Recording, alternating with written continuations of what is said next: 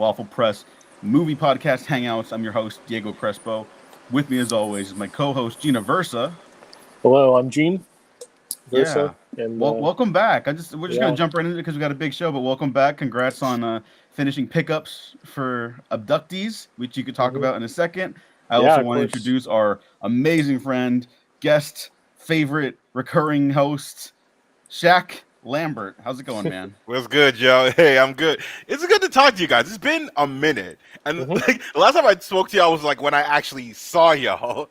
Like, Yeah, God, when Oh was it? shit, that's That was like right. it's, end of 23, so like a year and yeah, a half ago. yeah. I was in Toronto with you. Oh, that's Oh, true. hmm Which again, Diego, that's you're up next. I know, I know. I Better. gotta make the trek. I gotta make the trek. First, I gotta find a new place of employment. We're all hmm True. struggling out here in the states. I don't know if True. everyone else has Oh, kept listen, up with I'm the news. aware. I have made plan. I had made it started tentative plans to go visit, and then everything went to hell. And then people were talking about how just even going from Canada over there has been hell. So you know what? I'm gonna take a little break from the America visits. Yeah, Yeah, yeah. We'll yeah, we'll go to you. We'll go to you. yeah. Please, I think we could please. still go, right? I think For we yeah, could still for go. now. I think so. I think so. You know, to speak to my white passing Mexican privilege, I might be okay. Gene, I got your So a back. little Whatever less so, but like happens. we listen, we got you. We got Yeah. you. hmm Yeah, we got you. We got you. But we're not here to be downers today. We're not here to deal with reality. We're here to escape to the movies this summer. And you guys out there might be looking at that title for this video, podcast, SoundCloud, Spotify, iTunes, and Patreon link and be going, it's March. Why are you talking about the summer movies? Well, it's not my fault they keep pushing it back earlier and earlier every year to start the official summer movie season. I'm not complaining. I don't know if you guys are complaining. Do you guys have a problem with that? I've always been just a little bit, but like Uh-huh. it's always been established that like for the longest that like first weekend of May, that's like the start of summer movie season. And Yeah. then Fast and Furious started doing their shit like a week beforehand and like, we're the early start to the summer season. hmm And then I was like, okay, fine, it's like the 27th, 28th, 29th or whatever. But yeah, now I don't really like hmm Oh no, Shaq This froze. is the worst frame to freeze on. It wasn't It's okay. great, no. All But right. Well, we're gonna get him it's all back. right. We're It's gonna get okay. Shaq back. It's all Um, right. but Gene, before we get Do it into live. this, as we try to rescue Shaq from Yeah. purgatory, Yeah. where were you this weekend? What's going on? Um, talk to me about what's happening over there. Yeah, yeah. I was filming reshoots for a short film, the sci- alien abduction film. I've been filmed in September. Been working on it for about a year, pre-production. So that was, that was really great to just have it finished because it's like some stuff happens, um, and you need to go back and everything. So I'm glad that I was able to. Had a lot of good crew, and yeah, we had everything we wanted filmed, so it was pretty good, and just editing and everything. So I'm pretty happy with how it's coming out. So very Good, excited. good. Yeah. I'm glad. Yeah, I'm really hmm excited to see it. I saw early test footage and I've seen a Mm. rough cut of before the shoot as well, the reshoot. hmm So, hmm it's coming together very well. I'm very excited for you, my friend. I'm very proud of Thanks. you. Thank you. But as I try to get Shaq back, hmm let's just dive into it. What else is going on? What else is going on with you? Um, and is there anything? Oh, never mind, Shaq. Are we All right. back? Well, you don't want to know then. It's all right. Okay. No, no, no. You can still tell me. No, You can it's still okay. tell me. it's all right. It's okay. Oh, Shaq. Oh, Okay. Well, no, no. Go ahead and tell me almost. as we continue getting Shaq back here. Yeah, yeah. Of course. Yeah. No, it's been yeah, just pretty eventful. Just been just interviewing and everything, which is really annoying. But I feel like something is good bound to happen. That's good. So, if anyone wants to know my personal life, or Well, you know what? if they're This is hiring, good. This is good. This is fine. This is fine. Oh, Shaq. I think he is now back. I see movement. I see movement. okay, yeah, he's back. Welcome back. I'm mad because for y'all it stopped working, Think but so? for me, here y'all go so. like, oh, he got Okay. cut off. Oh no. Yeah. Oh no. You got cut off at like the worst frame. Oh. Yeah. Oh god damn it. I literally had to switch my broadcast from my That's Wi-Fi okay. to like That's all my right. phone reception because I don't know what I don't know what it is about this fucking apartment, but like every time I try and do like live stream like video podcasts with people, Mm-hmm. that shit will cut off every like 15 seconds unless I'm on the phone. So hopefully this happens in a limited capacity. I can't guarantee it won't happen, but it'll happen in a limited capacity. Hopefully. Okay. Yeah. Well, look. Where You did I know, if get this, cut off? well, first let me just say really quick, if it does Fast and the start Furious. happening again, though, we did finally reach 1,000 subscribers on YouTube, but most of our audience is on the audio versions of this. So if you have to turn off Right. the video camera at any point, Okay. feel Yeah. free Well, to. we might give that a try possibly. Okay. But yeah. But yeah, But Fast yeah, and Furious Fast and summer Furious. start. They were the last weekend of April, so like okay, that's usual. That's like okay, we can deal with that. But like mid-April, that's where you start pushing it. And I know that like we're gonna be talking about a movie that's mid-April, like that I don't even want to count as a summer movie, but like for the sake of this discussion, we will. Yeah. Yeah. Yeah. I think Yeah. so. Yeah, then let's just dive into it. We're all here. We're ready. Shaq's back. This summer starts, quote unquote, with Sinners, the Michael B. Jordan starring vehicle, reuniting him with Ryan Coogler from literally every movie they've done together. Which I'm very happy Well, about. I was gonna say there's not everything, and I'm like, oh no way, he was in that one too. Yeah. Yeah. Yeah, I mean, I feel like we all know that's gonna cook like crazy. Mhm. Like, if we want to add anything about it, I'll say I'm mad about that second trailer. In that second trailer, if you haven't seen it, don't watch it because it shows way too much. Yeah. A little bit. Yeah. Like something like that's kind of a major plot point. Why would you put this in the marketing? But other than that, no, everything else looks really cool. They're releasing it in IMAX 70 mil, so I'm going to try and see it that way. And seeing it, like I saw the trailer for it before Mickey 17, and the shots that he would expand the screen to like the IMAX setup that Nolan uses usually for this, and it looks incredible. Oh, interesting. Oh, okay, yeah. I'm curious because I know people have like differing opinions on like the expanding aspect ratio stuff, but I don't know if it's used effectively. Like I don't care, as long as it's not Transformers 5. I say as the defender of that movie. Like, yeah, that's partially why I don't like that movie because they do it every 3 shots.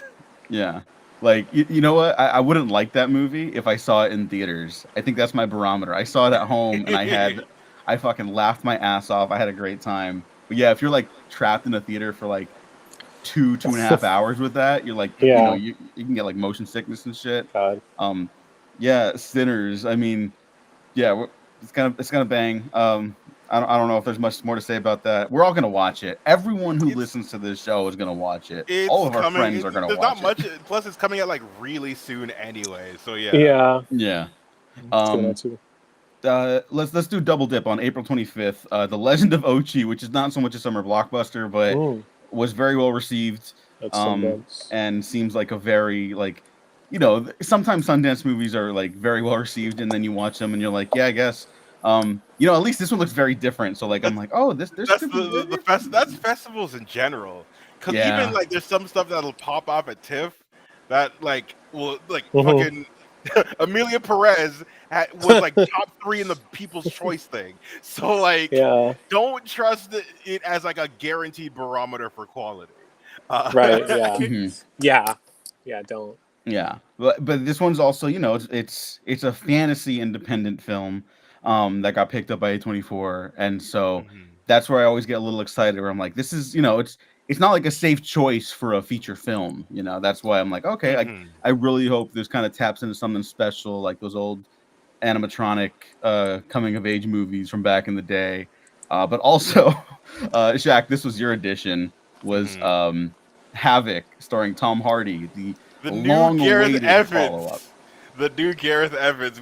I've been waiting on this shit forever. Yeah. And Yeah, like just the little bit that we saw in that trailer, I don't need to see anymore because I already know. Again, like you said, he's gonna cook, and he's gonna cook harder than most people have ever cooked in their lives. So like, Yeah. yeah. What did everyone here think of Apostle? That's his last Mm. movie, and then he does mhm. Gangs of London for the first season, and then hops to Yes, this. I never saw The Apostle, so I'm gonna Okay. it sig my was way out. okay. It's very much like the standard like kind of folk horror. I did like that he got to briefly crowbar in an action scene for like 2 minutes. Yeah, But I yeah, it remember. was cool. I remember perking up there. I know exactly the moment you're talking about. Everyone who Yeah, saw the movie knows exactly with the camera shake with the spear and everything. Everyone's like, "Oh yeah, shit, he's back!" And yeah. it's like that's not what he was trying to go for with that movie all the way through. But part of me was like, kind of wish that was the movie a little bit. It would have been so much better of a movie, honestly. Yeah. But still, it was funny that like he just had that itch of like I gotta put it in there. Yeah, I do like that movie a lot. Actually, it grew on me a lot. Hmm. It's really well shot for a low budget like streaming movie, and I think there's some really interesting ideas about like faith and nature Hmm. and our duty to it and each other. Like this is stuff I didn't know he really thought about, because his other movies Hmm. they're so jam packed with action. They're about things too, Yes. But I just didn't know like, oh, he has this muscle he wants to flex. Like I hope he Hmm. keeps getting the opportunity to do that, because Havoc took so fucking long, and allegedly it's just because like Tom Hardy was unavailable for 18 months. Yeah, So which is fair considering he had yeah, fucking nonsense ass Venom sequels to do. Um, hey, hey, Mm. hey, that's that is a treasure trove of oh, memes brother, up this in is those sequels. I am a Venom trilogy hate account. Oh I won't say no. they're not the worst, but No. they're so goddamn boring to me. Even No, look, Carnage? here's the thing. Especially I Carnage. Oh no. that's Mm. I'm betrothed to that movie. To me, that's like if they all had that vibe from the get go, I'd like them all. And looking Hmm. back on it, I do just kind of like everyone lost their mind with the second one. So I'm like, yeah, that's my favorite one.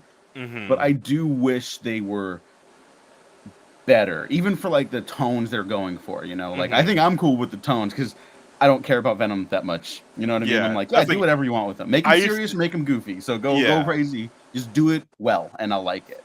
Hmm. But yeah. Thank you, John. Yes, it is happy 150th Yeah. Hangouts Hey. episodes for us. 150th of these regular edition podcasts since we started like taking the show more seriously, basically. So yeah, we figured we'd do a streaming version of it, and yeah, we'll be doing 10 streaming years stuff more later. often. Yeah, Hell I yeah. Almost. feel yeah, basically. Almost. Yeah. Also, I didn't put it in the docket, but I just this weekend. But the Until Dawn movie. So I want to touch on this really briefly because I Oh know yeah. people are Oh yeah, yeah, mad. please, Sure. please, please. I People liked are that. very mad because it's not doing like the plot of the game, which I get that. Right. Like obviously that's a point of frustration, but like what they're doing instead is ostensibly Cabin in the Woods, where every time they die, they switch genres.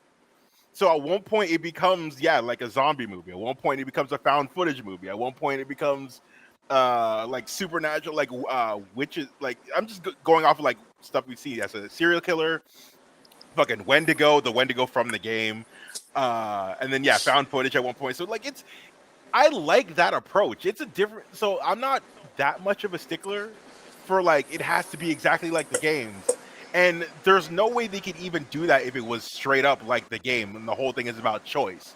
So for them to take it in this way, I'm like, this is a very interesting concept. I hope the execution's good, but at the very least, I'm not gonna write this off like a lot of the fans of the game are doing.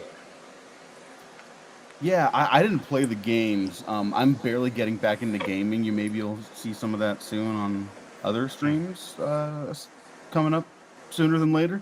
But Mm-hmm. I know that was a really popular game. But also, like, yeah, I just from my passing knowledge of it, I assumed it was like sort of a smorgasbord of horror genres just funneled through the way you play through a video game. Mhm. So to me, it was like when people were upset that the plot was different. Yeah, I the was like, game is the game is only just go going on. through one. It's just one story, just an interactive horror movie. If it was just that, then there would be no reason for it to exist. They got to find some different approach.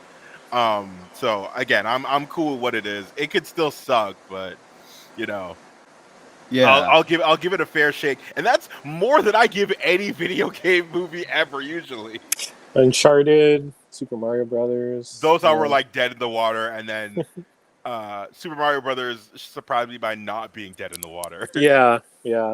Yeah, like it's I didn't really like that movie, but it's not like Oh no, I god totally, awful. I don't You know? like it. I was expecting Yeah, it I to be don't god like- awful, and I'm yeah. surprised that it wasn't.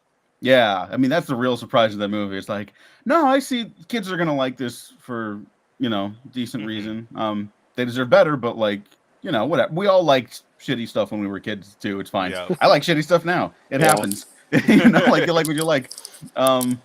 Yeah, I don't know. Thanks for bringing that up. I didn't have that like in my mind at all. I didn't know it came out this weekend, which Yeah. means they're getting gun shy because video game adaptations are like really popular right now, so they shouldn't be.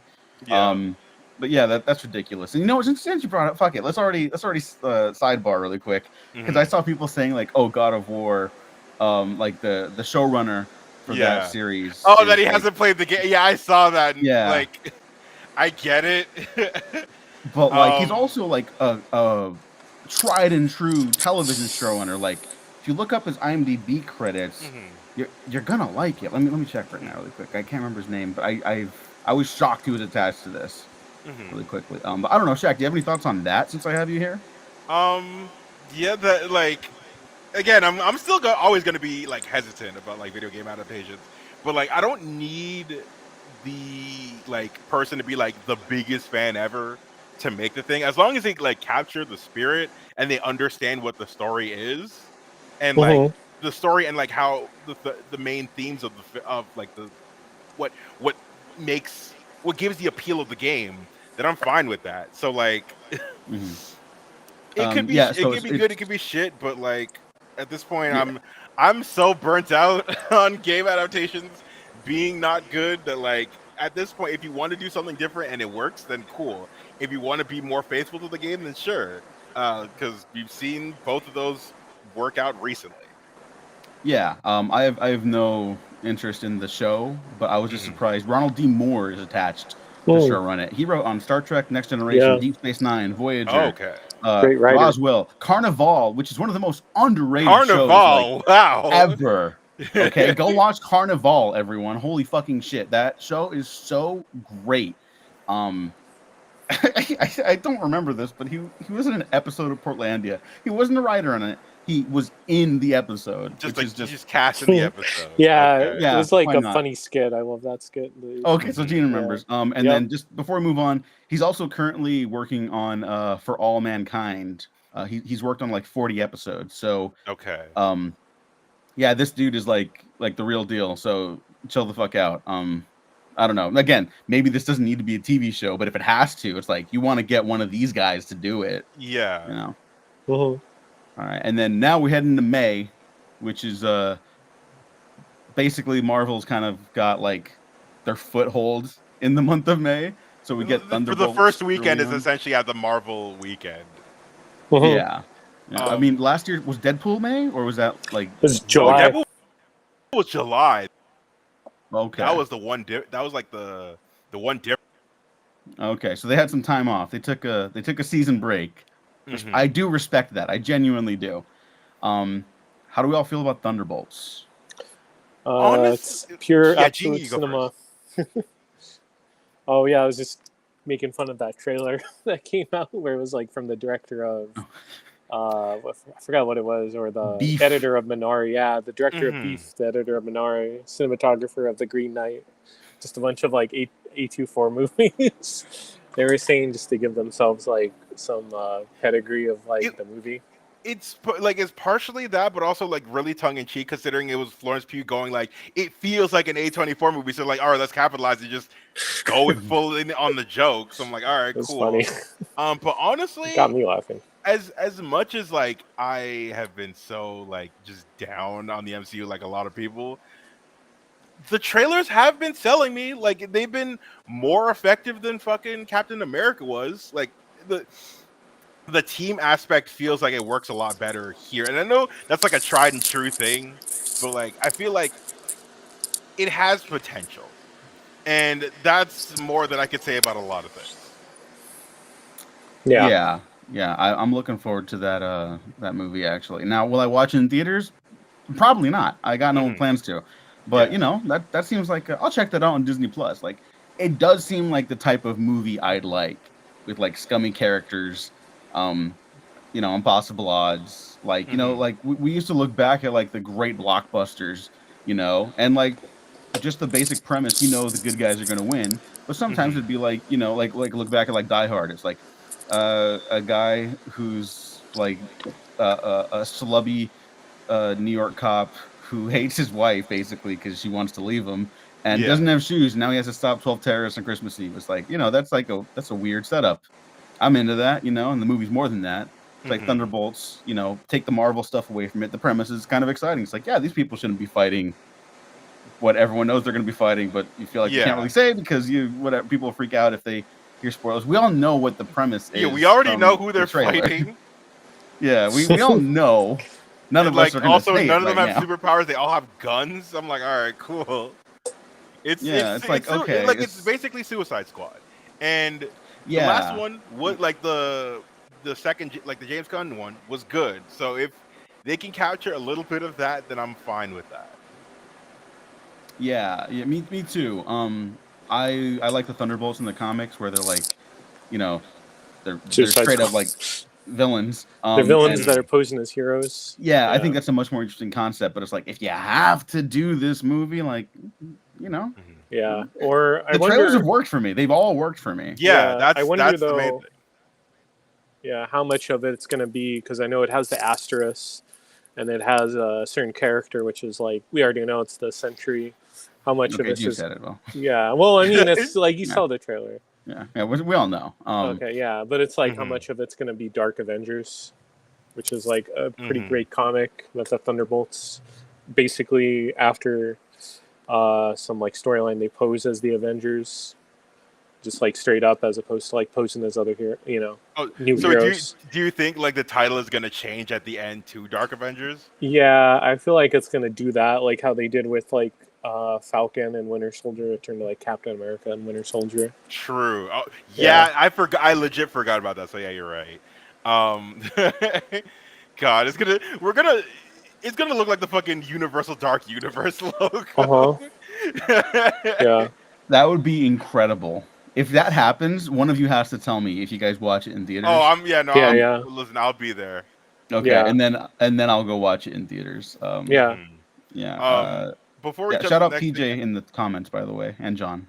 before we jump, there was something coming out the week after on the 9th that I've actually already seen it. It's Friendship Oh yes, with please. Tim Robinson and Paul Oh Rudd. yeah. This I don't think I'll find like if you are familiar with Tim Robinson's style of comedy from like I Think You Should Leave or Detroiters or something like that, it is 100% that extended for like an hour and a half. Um, it is like the premise is Tim Robinson plays like this dude who works at a company that their purpose is to make apps more Oh. addictive, and he has like no friends essentially. And he meets Paul Rudd, who's his new neighbor, who's like a cool ass weatherman. And they're like, all right, cool. They become very best friends. But then a group hangout goes wrong, and he's like, you know what? We should kind of put a pause on this friendship. So it's Tim Robinson trying his damnedest to be in his good graces again. It gets very sometimes dark, but just completely absurd. And I don't want to spoil it, but I'll say it has the single funniest drug trip scene I have ever seen in my life. Okay. That's a bold statement. I believe it from those guys, but that's just But very like, exciting to hear. yeah, I'll leave it at that. You don't. When you see it, you'll understand what I mean. Okay. A shout out again, PJ. Thanks for stopping by. Love you too, pal. I'll text you later. Yeah, we got to get PJ back on the show. PJ, the great PJ Campbell. OG podcasting pal, and Mike Messina. I know you're out there because we also text with PJ almost every day. So Somewhere. get on the show too. You bum? You're not a bum. He's working very hard on getting his masters. So the opposite of a bum. But yeah, definitely want to see Friendship. Yeah, I can't wait for that movie. And that one I don't even need to see nothing. I don't need to see poster, and then trailer. the trailer interviews. really doesn't show much of anything. So, but again, just go in cold. All right. We can do that. Speaking of going in cold, the teaser for Final Destination Bloodlines dropped today. Another teaser where someone's crushing up, or they're crushing up ice, and then like a glass falls, and then some of the glass is still in the ice, and you know where that's going. Yeah, dude, I legit saw that. I said, "Hell no," and we're so back. Yeah. Look, people have opinions about John Watts, the filmmaker. Specifically his Spider-Man movies. We don't need to get into all that. But I think after leaving that franchise, he has come out swinging to sort of prove his genre bona fides again. Because Skeleton Crew, it's not good. like it's not amazing, but it blew me away by being a very good show, and I did not expect that. And now he's like, let me get the fucking horror rights to Final Destination. Let me remind people I made Clown when I had no money and I was out of college. Let's fucking do this. Let me write a story for Final Destination. Also, PJ and John brought it up that I forgot that they did film Tony Todd scenes, so he is in the movie as William Bloodworth, which like I'm gonna be crying in the theater when that happens. But listen, Final Destination is legit one of the series that got me into horror to begin with. So its glorious return is long overdue. That first trailer that came out, like the one a couple months ago with the fucking septum piercing, I was like, this is nuts. This is inspired. I'm here for it. Yeah, I'm super looking forward to it, especially now that it looks like Saw might be dead in the water.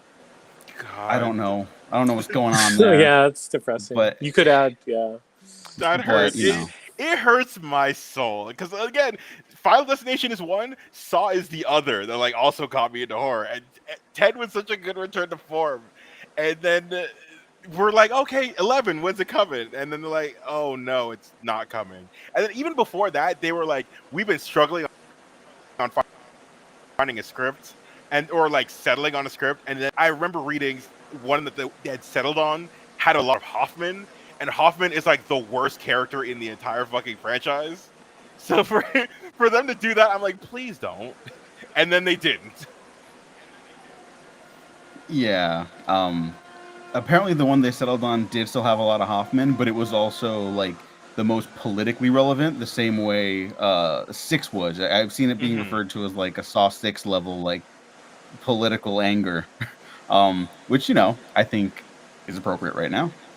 Let's not spiral down that drain a little bit. But that sucks. But at least we have Final Destination coming, and we're all gonna be crying and cheering for Tony Todd's last film. It's super fucking tragic that he's already gone. But just in terms of like Hollywood mythos, that's kind of a perfect last film. Absolutely. It is. Yeah. It really is, yeah. Sometimes stuff just works out like that. As we wrap up the month of May, Lilo and Stitch and Mission Impossible: The Final Reckoning. Clearly, one of these is more hype than the other. Yeah, I'll say this. But Gene, what do you got about these? I'm not gonna see Lilo and Stitch. There's nothing about that seems good. What was the other one? Mission Impossible. Lilo and Stitch is like Mission Impossible. Mission Impossible, yes. The Final Reckoning I will for sure see. That's I'm mad that it wasn't kept Dead Reckoning Part 2, but I guess like Part 2s just don't sell or something. But very excited to see how Ethan Hunt will end. Very excited. Yeah, Shak? Yeah, that Lilo and Stitch trailer is pretty rough. Like, I don't like a lot of people. I don't like these Disney live action remakes, and like I'm I am happy Chris Sanders is back to do Stitch because he's the only one who could do that voice properly. Yeah. Everything else about it feels so flat and so boring. And like, yeah, we got a cute kid to play Lilo, but like, I don't care. And even Jumba and Pleakley being played by Billy Magnuson and Zach Galifianakis, having them in just like regular human forms as opposed to like shitty aliens pretending to be human is so lame. That's whack as hell. And then on the other token, though, Mission Impossible Day One easily. Anyone's do like the plane stunt. Tom Cruise has been teasing this shit since before the last movie, so we want to see it come to fruition. This man hanging up the side of a biplane, thousands of feet in the air. And also, it makes it seem pretty definitive that someone's gonna die. And if it's Ving Rhames, I'm going to cry. I think it's got to be, well, I feel like it might be Simon narrative Pegg. sense. Yeah, it's Simon Pegg, might be, and then Tom Cruise at the end. Benji, But Tom Cruise will RIP. never let himself die at the end of a movie. He'll never let that happen again. He's supposed to die in the fourth one, I think, right? Originally, yeah. I mean, the last time I think he he? died was Edge of Tomorrow, and he comes back a lot in that one. So Yeah. and that's a great movie. That's not a diss on that one. Does he die in Magnolia? Oh, hold on. BJ brought up a good point that I did forget. The Lilo and Stitch remake is directed by the guy who did Marcel the Shell with Shoes On, which is a wonderful movie. Yes, it is. So, like, I want to give him the benefit of the doubt, like I gave Barry for fucking Mufasa, and Mufasa didn't turn out to be as awful as it could have been. That trailer still does not give me that much hope. Although I do like that they're replicating the marketing of Stitch invading other Disney live action remakes. Yeah, I think that's fun, but no, the rest of it, I'm good. No, I mean they released that clip, and I used to give those clips the benefit of the doubt, like, oh, they're truncating it because they only have like a minute of airtime or something like that on like Good Morning America or something. But no, I can't, because it just turns out that's how these movies look now. And there's just like, I'm sorry, like, to get very technical, this isn't nitpicking, because this is what fucking movies are. They're filmmaking and choices and lensing and blocking and color. Okay, so if you're annoyed by me talking about this, then too bad. Don't get into movies. But just the way they like shoot, like, it's so obviously just coverage. Like, here's the wide, now here's the close up, and then look, I love those lenses with like the hard bokeh fall off with like the swirly backgrounds too. I love that shit. It's so sick when it works and it's used properly. But all these fucking movies now, they use it for conversational stuff where it's just like a 2-shot over the shoulder type thing, and they do that with Lilo and Stitch in that conversation. And I'm like, why is this? You know, shouldn't like we be seeing more of the background? You know, they're in that sequence specifically from the original film. That's like a very messy environment. Shouldn't you sort of lay out that land? So we gonna turn this into a rant about Lilo and Stitch more than we should. Yeah, you know what? You're right. You're right. Too much Lilo and Stitch. God bless that kid playing Lilo. She is adorable. I hope she has a wonderful career. Yeah, she's an adorable kid. Yeah. Nothing against people working on this movie, although the allegations about the actress playing her sister and maybe browning her up a little bit is very skeevy. So maybe keep an eye on that one, everyone. Hey, let's move on. Let's move on. Mission Impossible. I hope it's good because I like 6 of the movies and I didn't like the last one. But Tom Cruise is going to risk his life, and that's always fun to watch. So there you go. I guess that's that. Next up. Yeah. We got Ballerina from the world of John Wick, which is a title that I will never repeat in full ever again. It's the Ballerina. It's so stupid. I hate that now we're in this space of like we have to link, like, even if we know that it is a spin-off of something of like in a bigger universe, that we need to add a Star Wars story or from the world of John Wick. Like, that shit is so annoying because people don't want to actually look and go, hey, this is in the put in the marketing from the world of John Wick. That's fine. But don't put that in the title. Yeah. It's not a good look. And also, I wasn't excited about Len Wiseman directing because the Underworld movie's not good. But I remember hearing that allegedly a lot of the reshoots was Stahelski coming in and essentially ghost directing this. So I haven't seen what the newest trailer was, and a lot of people really dig it. But I'm just kind of stick on the first trailer and just kind of leave it at that and just be surprised for whatever happens in the actual movie. Yeah, completely well said.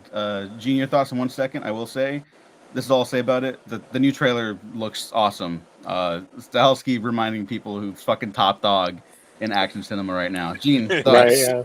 No, it looks great. It's gonna be nice to see John Wick one more time, unless they do like another sequel, which I hope they don't. But yeah, it'd be great to just like see him, appear in canon with a good reason for story.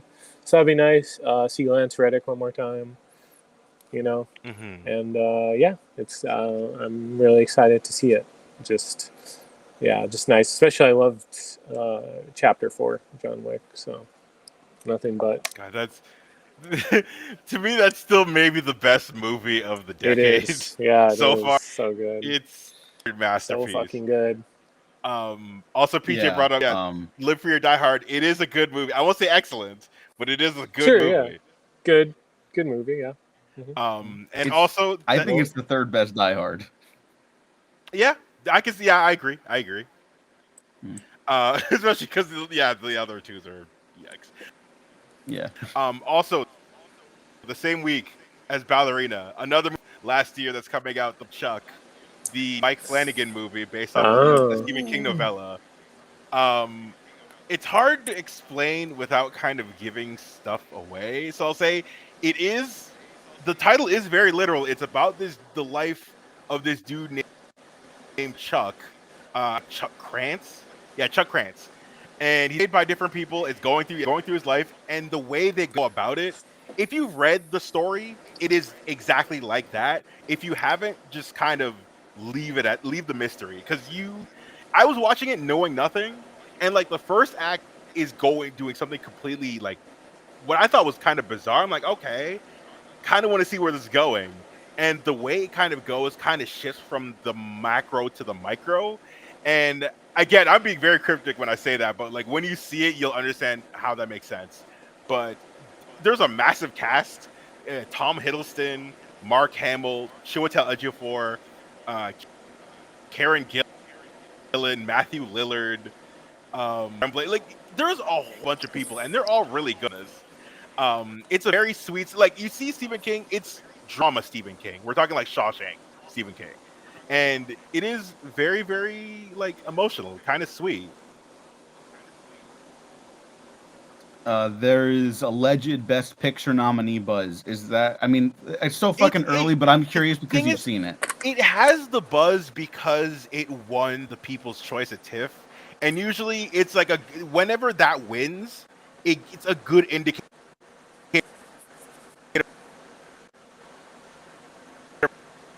Like it's a award potential.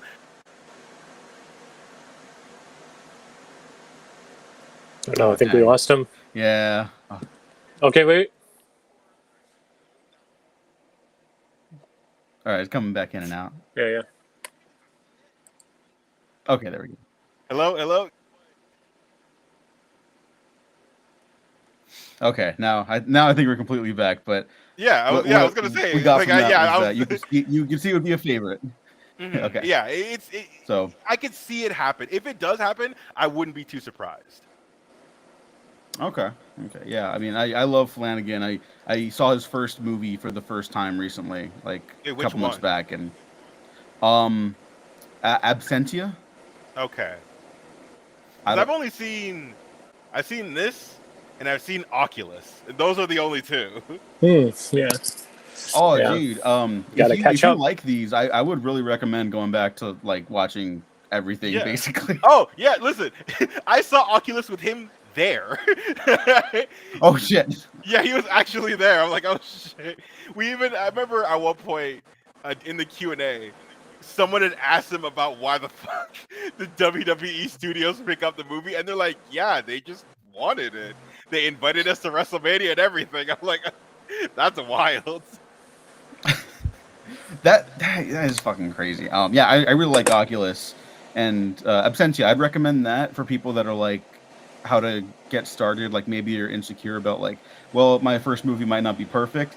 That movie ain't perfect, but you see the Flanagan of it all, like from get go, and it has like one of the most vicious fucking endings I've ever seen, and no one talks about it, but it's like really fucked up. So everyone go watch Absentia. It's on YouTube. Go check it out. He doesn't like it and he doesn't talk about it, and I get why, but do that before Life of Chuck. It might make Life of Chuck even more special, frankly, from what you've told us, Shaq. So yeah, definitely looking forward to checking that out. PJ said his Ouija movie is way better than it should be. Absolutely. Yeah, I remember Hush. hearing this. Yeah. John Goodman also said his shows are worth a look. He even really liked Midnight Club, which I didn't see, but I know he didn't really have that much to do. Midnight Mass, to me, is Flanagan's masterpiece. It's the best Stephen King story he never wrote. But yeah, Gene, any Flanagan thoughts? No, I just love them. I love all the Netflix shows, so I'm definitely going to be checking this out. It's seems like a new era in his career, because besides Doctor Sleep, he was just really doing Netflix shows, which, I mean, I love them, but yeah, it's cool to see him do movies again.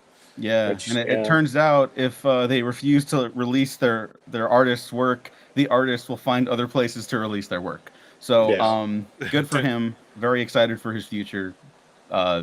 Yeah, he seems like an awesome guy. Yeah. How to Train Your Dragon. Speaking of other live action stuff after Lilo and Stitch, this should I even put that on the list? Like, we're not looking forward to that. Like, right? I know people are looking forward to it, but like this, I hate everything about it. This looks even worse and more flat than Lilo and Stitch does, and it's got like better. I won't say better source material. It's very different in its source material, but like because I haven't seen all these movies, but the stuff I have seen of How to Train Your Dragon looks really impressive. It looks very vibrant. It's like not. There's color in it, not overly technical, but like it has a very distinct look to it. And taking that style out and just making it with real people just for the sake of a cash grab, nah, I ain't with that. Yeah. Gene, your thoughts, and then I've got one point I want to make. No. Here, you could go first, actually. Okay. Well, just Roger Deakins and his wife were consultants on that original trilogy. Like visual consultants. Mm-hmm. That second movie, especially, I think the first one's far and away the best. The second one is a step down, and the third one's just another step up. But I think they're all good movies, and visually, the second one is just like breathtaking. Like especially that one. And then there was a bunch of stuff, interviews with like Deakins about working on the movie, and it's like when you hear that, it's like, oh, that makes perfect sense. You see this trailer, and it's like, well, they didn't get him back. Although Bill Pope is doing it, which also scares me. I'm like, please, why are you here? What? Yeah, really? Bill Pope is a cinematographer on How to Train Your Dragon. Look, everyone's got to pay bills, but his run right now is like really rough. It's really bad. What has he done recent? Hold on, he did Y2K. Yuck. Unfrosted. I like yuck. that one. I liked Y2K. No, I hated Y2K, dude. I haven't seen it yet. It was cute. It's rough. It's a lot of like, hey, remember this thing from the 90s? 90s, yeah. I love it, yeah. But yeah, Quantumania, yikes. Shang-Chi, which did look good until it didn't. He shoots the shit out of the action stuff. The action is not the problem with that movie for the most part. Exactly, yeah. And then with How to Train Your Dragon, with it still being directed by the same guy who did the animated movies, I read an interview. I don't remember what he said, but he was like, "If anyone's gonna do it, it's gonna be me. Like I might as well just do it." And you think he might have found a different approach, maybe, but like nothing is giving me confidence. No, little birdies talk, right? And I heard some chirping, just that it's nothing skeevy. I even feel for the director, just that he wanted to make the leap, potentially, allegedly, to live action stuff. And when this was in the works, it was like, we'll make this work. You get another one. One for them, one for me, right? Like sometimes that is real. Sometimes, a lot of times people say that and it's really not, but sometimes it is, it's a very case by case basis. So I can understand that. And on some level, I'm like, fuck, dude, if this does have to do well, I hope this guy isn't just stuck doing the trilogy in live action now. You know, like at the Yeah. very least, I want like a win. You know, I mean, he's also, I believe, an openly gay filmmaker. So it's like, you know, give him a win. It's probably hard enough as it is. Yeah. I get you. But yeah, well, we'll see. Bummer. Yeah, John Powell, I think, is back. Gerard Butler's back. We'll see. We'll see. I don't know. But we're coming back. We're never gonna be more back, arguably, than June 20th, 2025, with the final release of 28 Years Later, movie of Yes, the year. cannot wait. Movie So of the year, long. maybe. I've been waiting forever for this. Yeah, please go wild. This is the one for me. Yeah. That's all. 28 Days Later is to me still maybe the best zombie movie ever made. At least to me. I'll say it's my favorite zombie movie. And Danny Boyle fucking crafted a damn masterpiece. And so I'm very excited about him and Alex Garland coming back to actually do it. I'm hoping they have something really cool. But that trailer, I've ran that trailer back so many times. It's fucking haunting already. And the little bits that we've seen is very, very creepy. And I'm very, like, I kind of miss the digital look of it. I kind of wish it retained that. But I feel like they're going to try and find a way to do something very similar. Or at least something similar to capture that same kind of, like, tension or, like, anxiety, I would say. That's a better word. Yeah. Yeah. Well said. Gene, you and I have definitely talked about it in person and on the podcast, but please, 28 years later thoughts. Yeah, what a great trailer. I love that. So creepy. I think I've rewatched it a couple times now, so it's great. Just go see it. But yeah, I'm really looking forward to that. I think I rewatched it maybe like a year or two ago, the first one, 28 Days Later, and still holds up. Yeah, I'm just excited to see, the team reunite of Alex Garland and Alex Garland and what am I blanking? Danny Boyle. Danny Boyle, yeah. And now adding Nia DaCosta to the mix because she's directing the immediate follow-up that I think is coming out next year. Yes, I think they either planned it or they already filmed some of it. They did shoot it back to back. Mm-hmm. Yeah, so if these don't do well, then I guess it's a two-parter, not a trilogy. But I'm pretty sure this is gonna do well. Like 28 Days Later is kind of more than a cult classic at this point, and I don't know. They're not very expensive movies, so let's see. We don't know who's doing the score yet. It's got to be. They haven't said anything. It's got to be John Murphy. You got to bring him back. Yeah.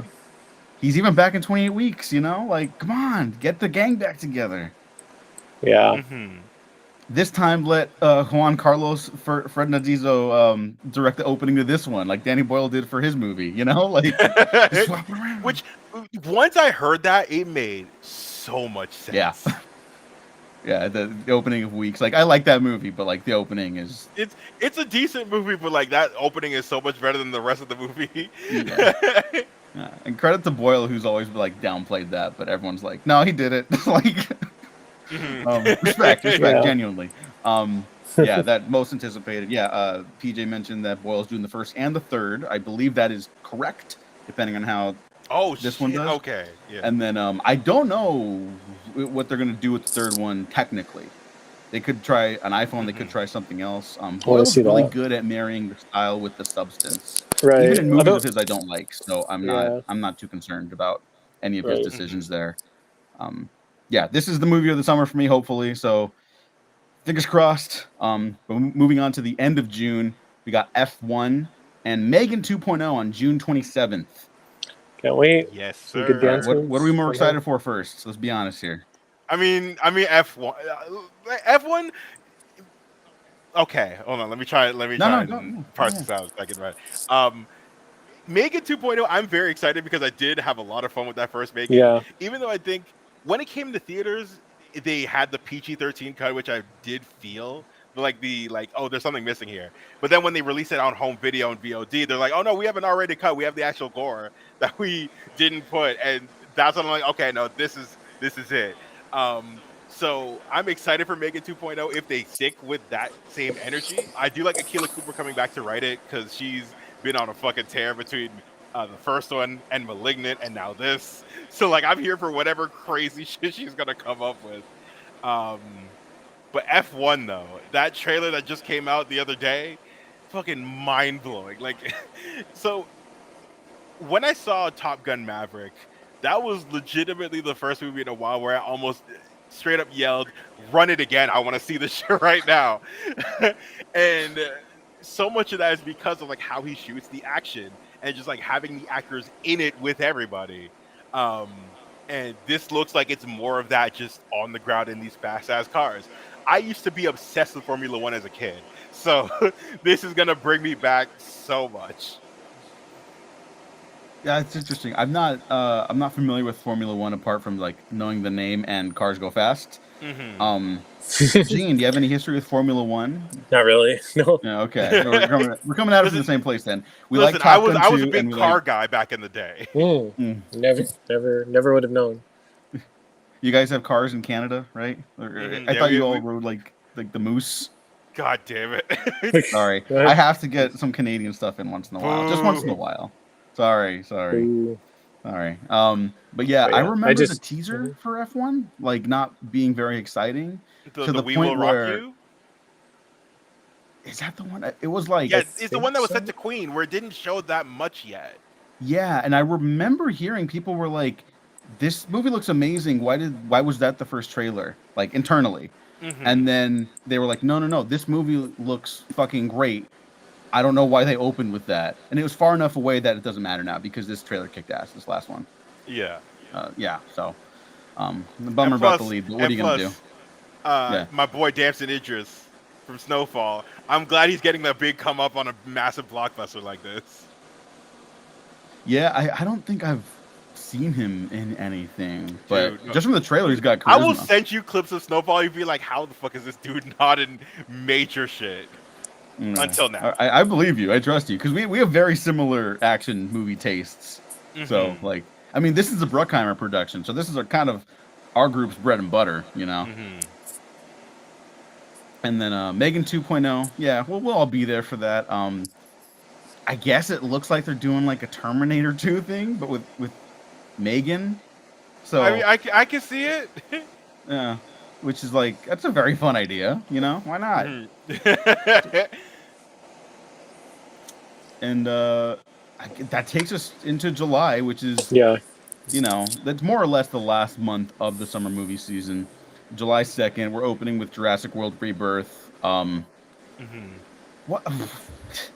Let's just. I want to ask you first, Shaq. Like, what is your take on the last trilogy of movies? And then, did you like want another one? I didn't like any of these. Okay. And I didn't want another one. Like Jurassic Park is maybe the biggest victim of like you peaked at the first one. There were like interesting concepts in like the subsequent movies, but none of them were ever explored either properly or well at all. And at this point, I'm not excited. Like people are gonna go like, man, but dinosaurs though. It's been 6 movies and one of them have been good. I'm over it. I will say I did like how suddenly mean Jurassic World was, especially when they killed the babysitter in that fucking OD ass way. But like other than that, nah, I'm not a fan of these. And like I love Mahershala Ali, but this is it's a check, and I'm fine with it. Yeah, we needed something after holding out for Blade for like 4 or 5 years. And hey, look, they still got to pay him for his time. Yeah. It sucks that he can't take regular jobs, but that man's getting paid. No one worry about that. He's getting paid, or the mouse getting sued. And they will lose on that one. So I don't know. We'll see. I still like some of the other Jurassic Park sequels, but they're different like caliber of movie. The first one, like there's no comparison. Like sorry, you just can't do that, you know. But I don't know. Like I guess I'll see it when they said another Gareth Edwards was doing it.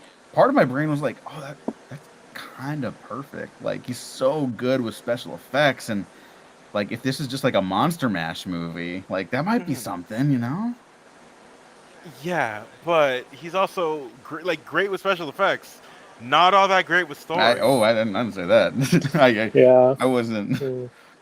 I'll say it. The creator was some mid, um, a pretty looking mid, but it's still some mid. Mm, Um, so I don't have that much hope in fucking Jurassic. yeah.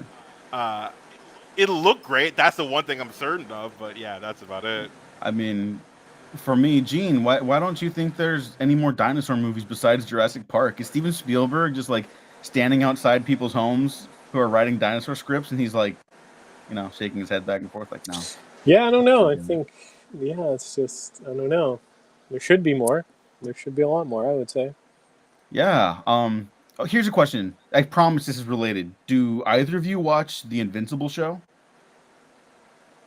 No, you know what? I've watched the first 2 episodes. Okay. I've been getting back into it. I know I missed out on like the whole last season, but yeah. Okay, because I know they change up some of the structure stuff. I'll watch it eventually.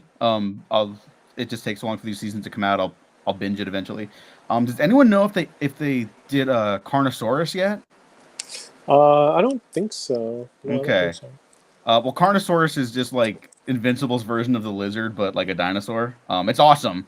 This is the plus, but I'm like, I feel like if we keep sneaking in like these dinosaur things into other projects, like not the focus, but like just in the background, just in supporting roles, like maybe we can get like a full-on dinosaur movie again. Like, yeah, John, in the comments, 65 is like the last non-Jurassic Park dinosaur movie, and that movie is and didn't no one like it. It didn't really work, but like I'm glad it exists because it's an original idea, and it is genuinely a very original idea, So it's like, all right, it didn't work, but like let's do that again, Like we can keep trying that stuff, like so. Whatever, it happens. I get you. We'll see what else happens there. Then the rest of July is just like all out bloody war between Superman and the Fantastic Four on July 11th and July 25th, respectively. What wins here, do you guys think? Honestly, I think Superman. Yeah. One, Superman's a much bigger deal. We haven't had a Superman movie that's not like Zack Snyder in a bit, since what, Superman Returns. But like this is an actual just straight up Superman movie, and plus it's the first of this new universe that DC's building, so people are gonna pay attention in that regard, regardless. Fantastic Four is a cursed property to me. It is like there's the potential's there, like the cast is there, but we've had 4 Fantastic Four movies. One of them is illegal, technically, but none of them have been good. The best Fantastic Four movie is not a Fantastic Four movie; it's The Incredibles. So, like, the potential is there. I want it to be good. I really, really want it to be good. Like, again, Pedro Pascal is Mr. Fantastic, Vanessa Kirby. They're doing fucking Galactus for real this time. The potential's there, but I need to see more to really kind of settle in. But at the very least, with Superman, the little James Gunn has shown and his track record just in general, I have enough faith to where I think he'll do a good job. Fantastic Four is a crapshoot. Yeah, Gene, what do you think? I'm going to go with Superman, even though I do want to see Fantastic Four a lot. I just like everything I've seen from the trailer. I love James Gunn, and yeah, I think I'm going to give it to that. I do want to see Fantastic Four, though. I have a good feeling. About it. Yeah. I don't. I'm sorry. But in my defense, like Shaq was rightfully bringing up, and I brought it up too. It's the 4th, or it's going to be the 5th version of these characters. 4th? Yeah, 4th. Yeah. 4th version, 5th movie in 30 years. Okay. Now that's a lot of time, but also not that much time, and people remember the bad versions of these movies. That's a problem. The last one has become a meme, again, because of the end of the movie. Yeah, it's a joke. Like, I love those characters too, but I don't look. Sorry, I'm at the point where like I don't need a movie about them right now. Like, all this stuff's on the downswing anyways. You got to come out swinging with like a killer trailer. Normal people have talked to me about the Superman trailer. You know what normal people haven't brought up to me recently? It's Fantastic Four. So again, that's all subjective. That's interpersonal bubbles and relationships and stuff like that, right? I get that you can't qualify like how well a movie's going to do that way, but people are like, "There's a new Superman movie coming out." Fantastic Four doesn't have that juice in live action. The comic book characters do. Nerds like us like them, but real people don't. It depends on when the marketing ramps up for both of them. That's when we'll start really seeing like what people are more interested in. Yeah, I mean, it'd be really funny if they both just get desperate, and then James Gunn's like, "Yeah, actually, fuck Marvel." Kevin Feige ends the Fantastic Four trailer being like, "Yeah, and that's why Superman's a little bitch." You know, just like straight up calling each other out. You know, like WWE type shit. That would actually get a big laugh out of me. I would pay money to see both to be like, how far did they take this?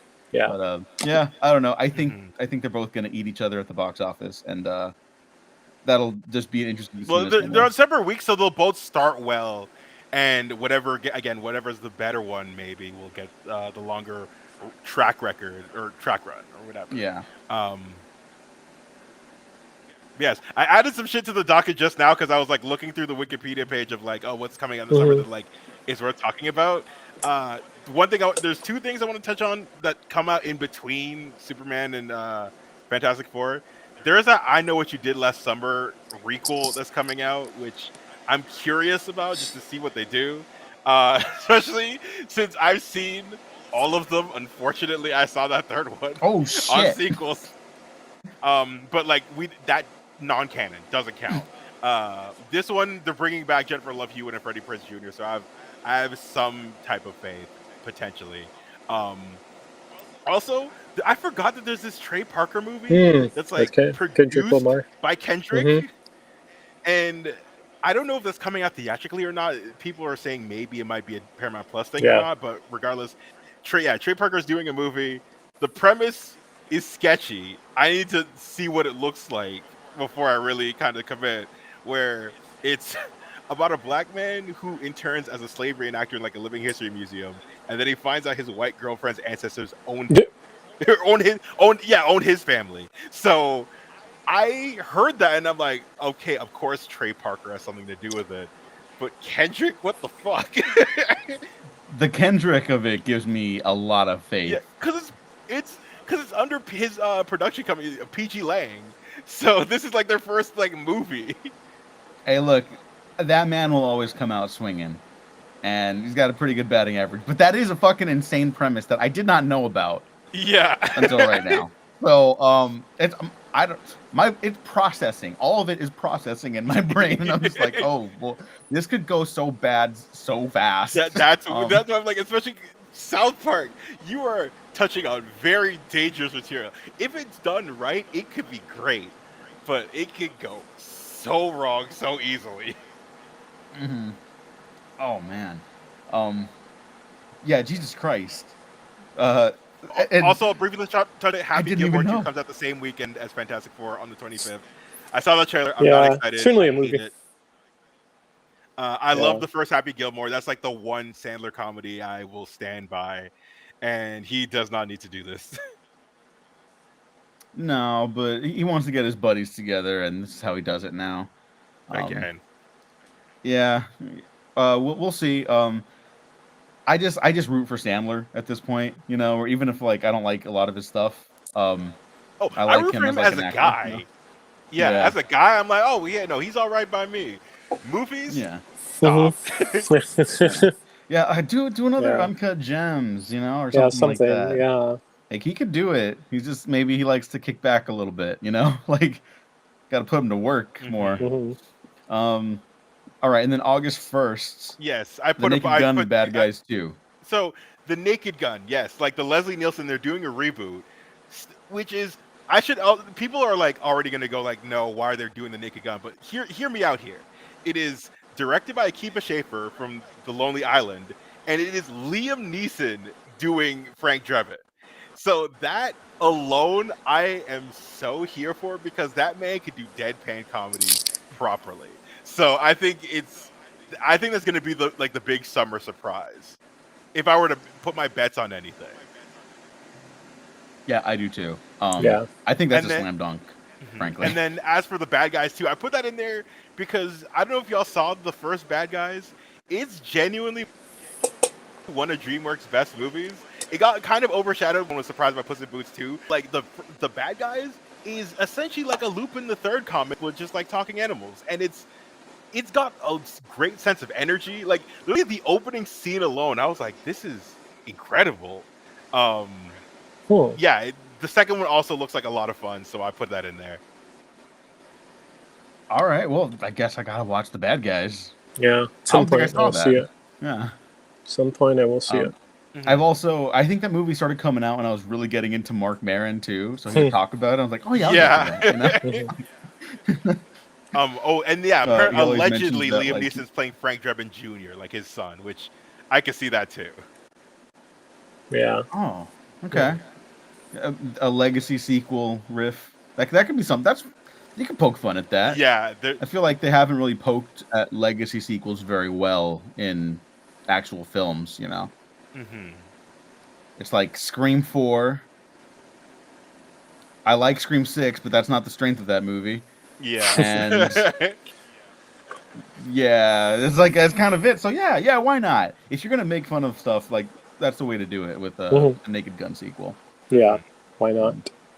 Yeah, you got me excited about that all over again. That was kind of leaving my mind a little bit. And as we wrap up, August 8th we got Freakier Friday, which looks like a commercial, but I got a big soft spot for their Freaky Friday. I also went back to rewatch the original Freaky Friday, which is a great movie. Yeah, great. I like both, by the way. I hope I like this one too, even though it has all the stuff I have hang-ups about with modern comedies. Did you guys see the trailer at all?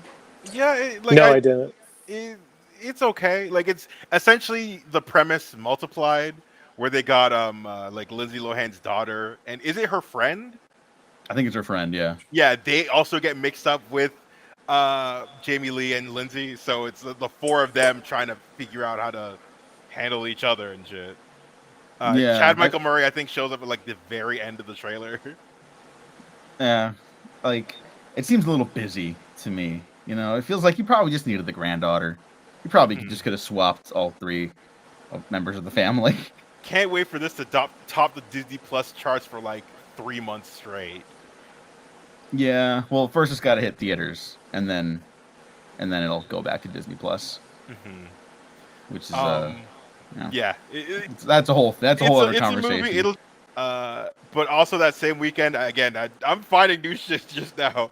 No, please, yeah. There's a movie called Weapons, which is by Zach Kreger, which is the first movie he's doing since Barbarian. This is his follow-up, which has... That comes out then? That comes out the same week, apparently. What the fuck? The cast is crazy. Josh Brolin, Julia Garner, Alden Ehrenreich, Benedict Wong. I'm pretty stacked. With how nuts Barbarian was, I'm here for whatever crazy shit he's gonna do next. What the fuck? I'm just freaking out. Like last week, it was like 2026, January 2026, and you're literally the first person who's I think shared that information that it's 2025 now. I'm looking on Wikipedia. That, yes, you're correct. But it's the Resident Evil that's 2026. That's what's jumping over. Yeah, it was originally scheduled for 2026, but I guess they don't want two Zach Kreger movies the same year. They're trying to keep the man down. He's too successful too fast, you know? His shit's too fly. They'll kill him. His swag's too tough. Yeah. After Barbarian, they'll kill you if you try to make a movie that good again. Yeah, that's fucking awesome. Fuck yeah, dude. Thank you for catching that. Yeah, Weapons. Let's go, baby. And then the week after that, we got our boy there, Nobody 2, directed by Timo J. Woo! I think I liked Nobody. I was like, this is cool, but I didn't love it like a lot of people did. But the moment Timo got attached, I'm like, oh no, this isn't going to be the most violent thing of the year. And I will be 100% locked in. Yeah. Timo getting the Hollywood jobs is really exciting. He's been very open about not having budgets really for his other movies. Like it's really hard to make those movies already because there's very heavy action and gore and shit.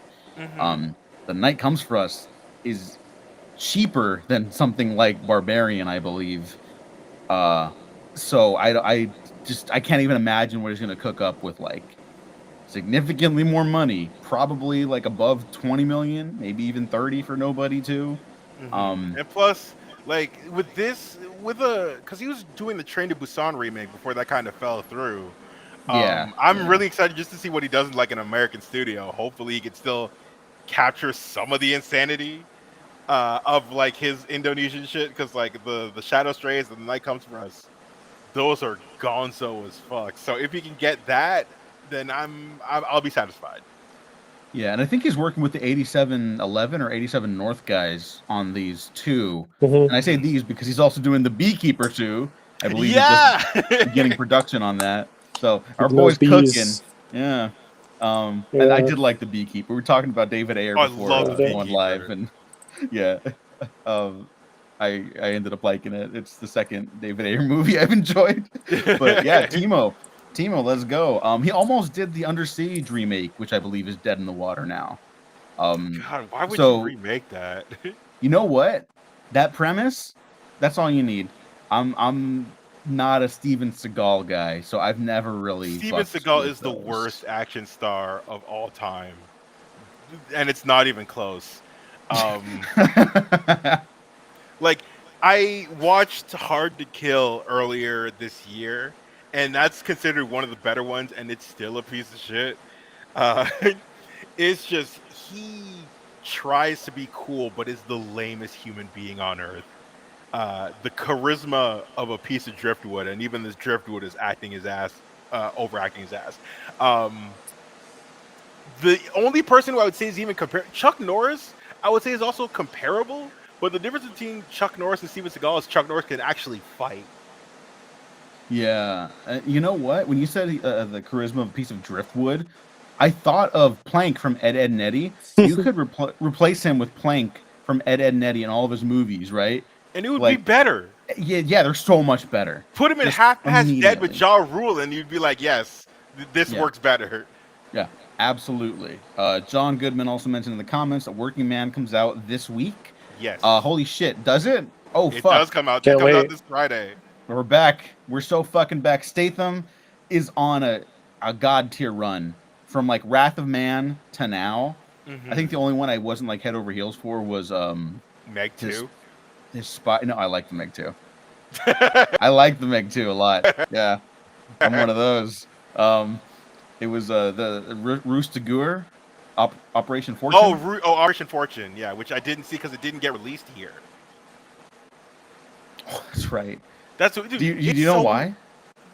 it's like Lionsgate has some beef with us or some shit, but because like Guy Ritchie's like last like 2 or 3 movies did not get any theatrical release here whatsoever.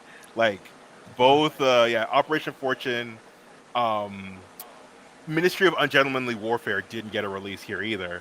But yeah, I don't know what the fucking deal is. It's just really odd. Yeah, that's really strange. I was assuming it was because of the bad guys are Ukrainian in that movie, and that was the beginning of a very turbulent time, which is still ongoing in Hmm. Ukraine. And they were like, we can't release this right now, so they quietly distributed it to other countries and stuff like that. But yeah, I don't know. I'll call Lionsgate. I'll be like, hey, Shaq wants to see Yeah. Jason Statham fucking shit up. Let him see this shit because Hmm. Statham fucking shit up brings people together. Truly, you know, Yeah. he's the opposite of Seagal. He's one of our great modern action stars. You know. Yeah. Not to mention, when they gave us fucking Den of Thieves 2 here, they cut out 15 minutes. So I like did hear about that. That's Mm, fucked up. do not that like was that. so annoying because I wrote a review going like, yeah, there's a lot of connective tissue in like the developing like relationship that is just missing. And turns out they made it. It's in the US cut. It just never showed up here. And you could feel the difference. I cannot even imagine. I love Den of Thieves too. I'm like Mhm. fucking Den of That's Thieves the 2 reason I all the didn't love it way. because I didn't And see it. Yeah. yeah, you saw an incomplete film. I fucking hate that shit. Like, what the fuck is that? I'm sorry. I hope you enjoy it more when you eventually do see the Yeah, complete the film. completed version. Yeah. I want to wrap this up with any final thoughts from you two gentlemen, and then read out some comment responses we got for other stuff people are anticipating? I mean, I'm generally summer movie season is my favorite of the year. I'm like genre films are bread and butter. Like that's my favorite thing to watch. So May through August is my time of like when I'm there damn near every other day in the theater. There's usually so many things that I'm like really excited for that like the stuff we talked about. There's a fair number of shit that I'm like, okay, I'm really, really looking forward to that. Yeah, no, it'll be another good one. I'm hoping the good ones are good and the bad ones are as not terrible as possible. I'm just waiting for the Meg 3. Gene, what do you got? Yeah, no, I'm really looking forward to it. It's been kind of kind of a dry spell for some of the films coming out, so it seems like there's a lot more films considering the strike. So glad for that. Yeah, I mean, no, you're totally right. The strikes, which were justified, and frankly, everyone should have gotten more than they got. Yeah. But take the ones you can get. It's a good start. Let's keep it going. See you in the next 3 years, frankly. But you're right. Yeah, that moved back a lot of films. That's why Steven Soderbergh has 2 films out within 2 months. That's why Zach Kreger almost had 2 films out next year, and now he's got a little time between them. Super fucking excited for that. And yeah, it's just all this stuff like bad things snowballing over time, and now it's just kind of getting spread out for better and worse. And hopefully, the summer movie season can provide a little better reprieve for all of us. Some responses from people's most anticipated summer movies: Max Deering at ODST Spartan, good friend, producer over at Action for Everyone, and editor here at the Waffle Press Podcast, said, "Look, I want to say Superman, but instead I will defer to Seuss's most anticipated Jurassic World Rebirth. Doesn't really matter what anyone else thinks about it. She loves dinosaurs, so I hope she's happy, and Edwards gets a win." Very funny. I hope she's happy too. Very funny to talk to them and meet them in person now several times, thankfully, and have them explain to me that they were very excited for Jurassic World Dominion, and like have their smiles fade slowly as they began to explain to me, yeah, it's not really about dinosaurs. It's really more about locusts. And then to have me eventually watch the movie, obviously hate it, and also be like, even the locusts weren't in it that much. Like, even the things people said took over the movie. It's not really there. Drew Hunter, OG Waffle Press fan, said, "Look, I'm a sucker for Superman in general. So Superman from Dawson Joyce. Shout out Dawson. At Quebec Films, Henry J. Friday said, Toxic Avenger. Yes, the remake of the Trauma classic, The Toxic Avenger, comes out August 29th, 2025. A perfect send-off for this episode. It's been made like years ago, but it's just kind of been languishing somewhere. I think like someone got cold feet or whatever studio had it beforehand, or maybe like I could be wrong, but like no, I think you are correct. Part of it was like it's just like very fucked up and like gory because it's Trauma. It's like some of it's shock jock type humor, and other times it's like, hey, that's pretty good filmmaking somehow in the middle of this. That's how James Gunn got started. Trauma. There's no James Gunn without Trauma. So on some level, you got to respect that. Yeah. I see who picked it up. Yeah. Cineverse. Yeah, the Terrifier who picked guys. Up, the Terrifiers. I'm like, okay, that makes sense. Yeah. And it would have gone to streaming beforehand. I don't know if people know this, and this isn't like inside baseball. It's just what happened. Because they got people like Peter Dinklage and Elijah Wood in it, Hollywood movie stars, right? They have stuff in their contracts for this movie where it could not go straight to streaming. It had to be played in a theater. Probably some back end stuff. I don't know. That's their job. They're entitled to demand that stuff, right? But because of that, it couldn't get picked up by Netflix, couldn't get picked up by Shudder, etc. So even though it took longer to get here, I'm glad it is getting a release, especially from qualified people who know how to handle this type of movie. So hyper violent. Yeah, like it'll probably be released unrated and it'll do well. Yeah. Did you see it? I have not. Okay. Yeah, I want to see it. Yeah. Yeah. Hey, maybe we'll have to come back for that one. See, maybe to come back at the end of summer. We'll have to touch base a little bit with that. Maybe that'd be a fun. We'll see what we can do for that. But that's the summer movie season. We'll see how it goes. I'm optimistic. Are you guys optimistic? Let us know in the comments down below. Yes. Yeah. Shak, thank you so much for joining us again. Yeah, thank you, Shak. I hope we didn't keep you too long today, but had a great time with you. Boy. Listen,